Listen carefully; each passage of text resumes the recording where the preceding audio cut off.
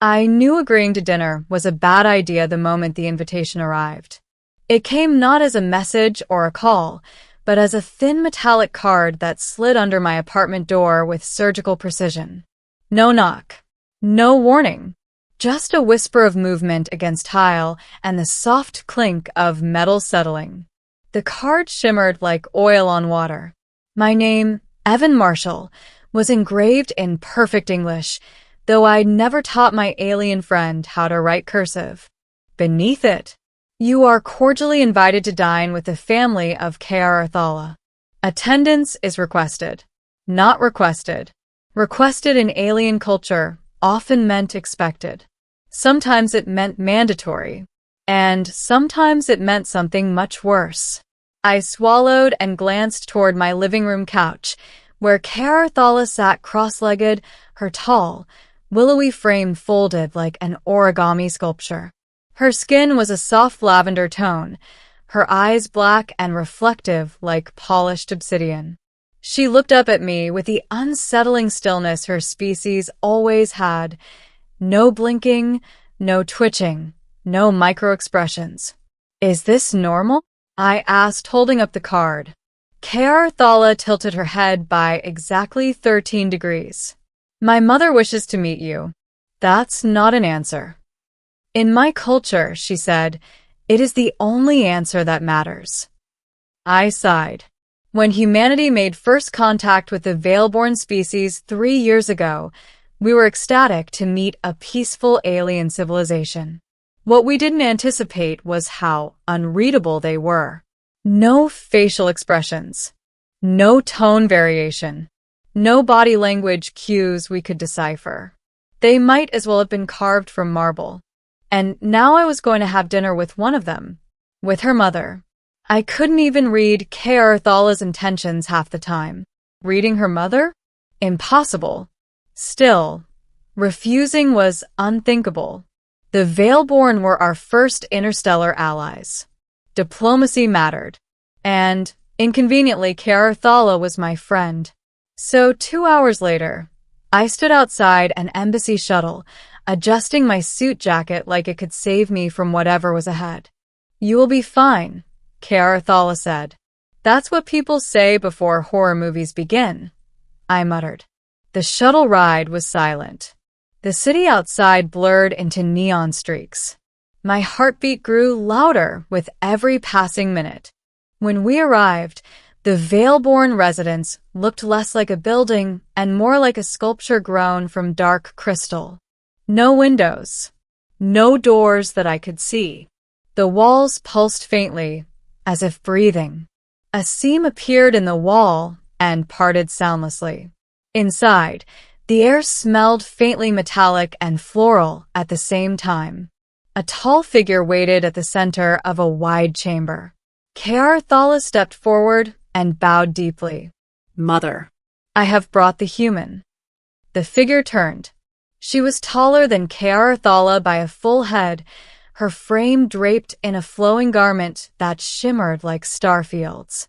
Her eyes were deeper, darker, like space with no stars at all. I forced myself not to step back. "So," she said. Her voice echoed oddly, as if spoken through 2 mouths at once. "You are the human."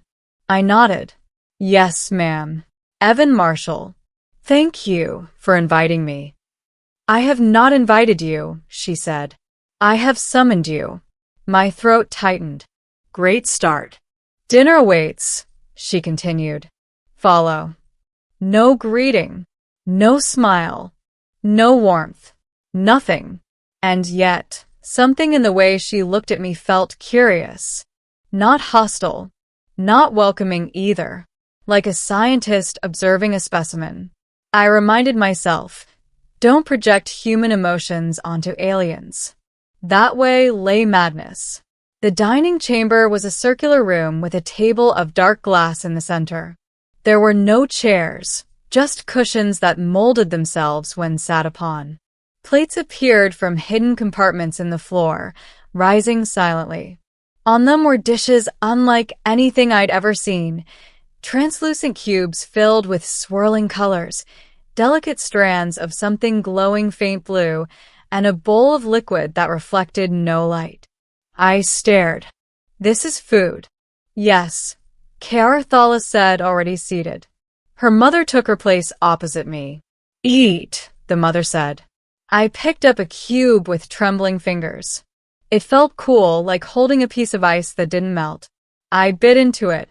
Flavor exploded in my mouth. Sweet, bitter, savory, textures shifting like music. My eyes widened. That's incredible, I said. Neither Veilborn reacted. They simply consumed their portions with elegant, precise movements.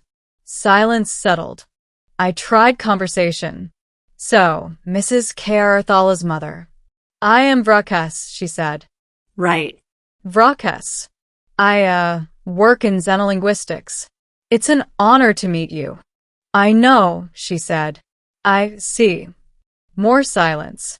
My nerves crawled. I couldn't tell if she liked me, hated me, planned to dissect me. With humans, you read smiles, eye movements, posture. With her, there was nothing. Just that black, unreadable gaze. Finally, she spoke. Why do you spend time with my daughter? The question hit harder than I expected. I cleared my throat. Because she's my friend. Vrakas tilted her head slightly. Define friend. I hesitated. Someone you trust. Someone you choose to share time with. Someone you care about. Care, she repeated. Explain. I leaned forward, hands clasped. Care means you want good things for them. You worry if they're hurt. You feel connected. Vrakas was still. Then Kearthala spoke quietly. Mother, Evan has aided me. When I first arrived, I struggled with your species' chaos. Evan taught me. Vrakas turned her gaze back to me. You are fragile, she said. Your species is short-lived. Emotionally volatile. Why would my daughter bond with you? There it was. The real question. Not about dinner. Not about manners. About worth. My fear turned slowly into something else. Determination. Because we are fragile, I said. Because our lives are short, our emotions burn brighter. We don't live long, so we learn to care fast and deeply. That's not weakness. That's what makes us human. The room seemed to grow quieter. Vrakas studied me. Not reacting. Not approving. Just observing. I continued. Your daughter isn't fragile. She's precise, brilliant, calm. But even she wanted someone to talk to. Someone different. That's me. I don't know if that's strange to you, but friendship doesn't need identical minds. It just needs mutual respect. Kearthala watched silently. I couldn't read her either, but something in the way her shoulders squared felt supportive. Finally, Vrakas reached toward the bowl of dark liquid and pushed it toward me. Drink, she said. I hesitated.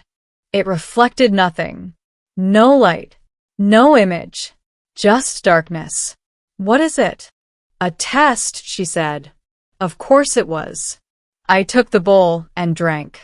The liquid was warm. Smooth. Then suddenly, my mind flooded with images. My childhood bedroom. My mother's laugh. The first time I saw the stars through a telescope. My fear when the Veilborn ships arrived. My awe when Kearthala first spoke my name. All of it rushed through me like a dream. Then it stopped. I set the bowl down, breathing hard. Vrakas leaned forward slightly. You have shared your inner self with me, she said. You did not resist. I didn't know I could, I said. You accepted vulnerability. She sat back. Among my people, she said, we do not show expressions. We do not reveal intent easily. Our minds are private fortresses. To allow another inside is the deepest bond we know. I swallowed. Then why show me? Because, she said, I needed to know if you were worthy of my daughter's trust. There it was. The answer to the whole evening. And asked quietly. For the first time since I met her, Brakessa's tone changed, just slightly softer. You are unshielded, she said. Open. Honest. Chaotic. But sincere. My daughter has chosen wisely. K.R. Thala inclined her head toward me. I told you, she said. You would be fine. I laughed shakily. You left out the part where your mother peers into my soul. That was implied, she said. Even without expressions, I could tell she was amused. Somehow. Dinner continued after that. Easier. Calmer. I didn't feel like prey anymore. I felt like accepted. When we left later, the night air outside the residence felt lighter.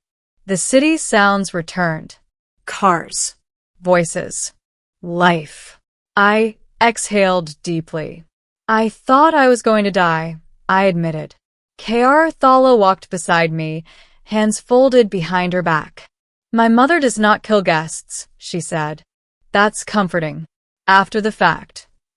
She respects courage, K.R. Thala added. You showed it. I smiled. You know your species is terrifying.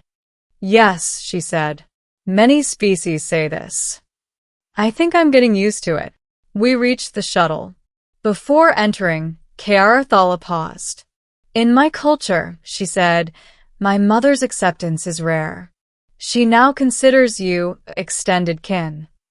I blinked. Wait, does that mean? You are welcome to return, she said, without fear. I laughed. Next time, I said, maybe just pizza. K.R. Thala tilted her head. I will inform my mother. She will wish to analyze the cheese. Somehow I believed her.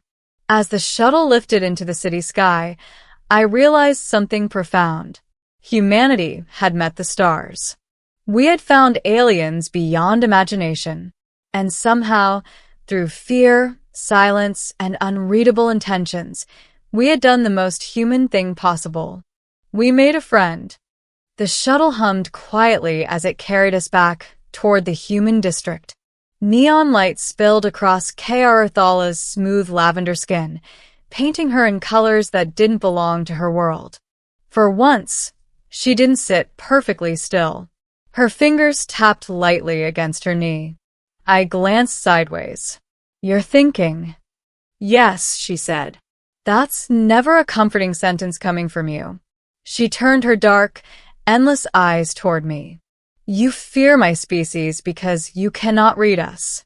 Yet you continue forward regardless. That is unusual. Welcome to humanity, I said. We walk into things we don't understand all the time. K.R. Thala considered that. My mother said you are unshielded, she said. Open. Honest. Chaotic. Sounds about right. She also said your species burns brightly and briefly, like sparks. I leaned back in my seat.